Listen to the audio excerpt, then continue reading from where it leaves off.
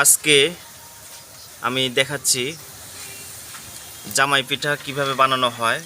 দেখেন,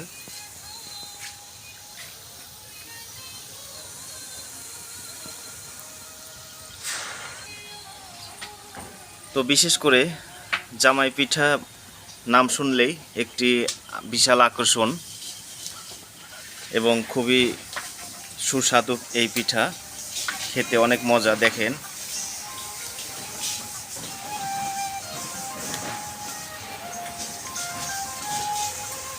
দেখেও ভালো লাগার মতো।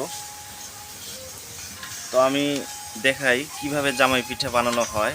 আর বিশেষ করে এই জামাই পিঠা বানানো কিন্তু অনেকটা কষ্ট, কারণ এই দেখেন সরাসরি আগুনের তাপে এই যে আমার ভাইয়েরা বানাচ্ছে।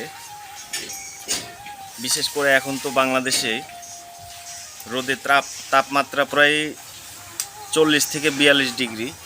এরপরে যদি আগুনের তাপে এই যারা জামাই পিঠা বানায়, দেখেন তাহলে কতটা কষ্ট।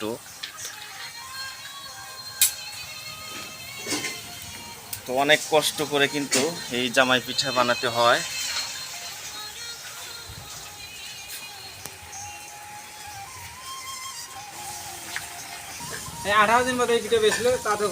তো যাই হোক, এখানে একেবারে গরম গরম টাটকা জামাই পিঠা বানানো হচ্ছে। দেখেন, তো বিশেষ করে এই পিঠাগুলো, তো এই খাসার মধ্যে যখন জামাই পিঠা ঢুকানো হয় তখন কিন্তু এই পিঠাগুলো যদি বেচতে অনেকটা সময় লাগে, তারপরে নষ্ট হয় না।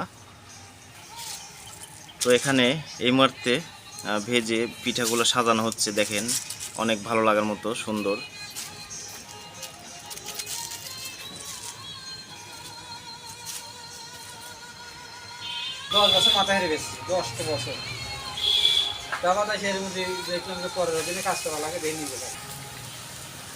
ভাই, কত বছর এই ব্যবসা করেন? ভাই আমি 10 বছর ধরে মাথায় করে বিক্রি করছি।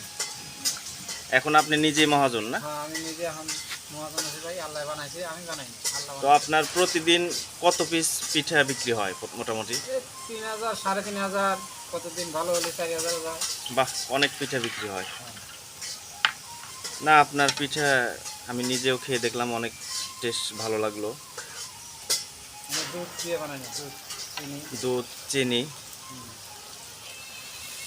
তো যাই হোক, আমি জামাই পিঠা কিভাবে বানানো হয় কিছুটা দেখানোর চেষ্টা করলাম। সবাই ভালো থাকবেন। আল্লাহ হাফেজ।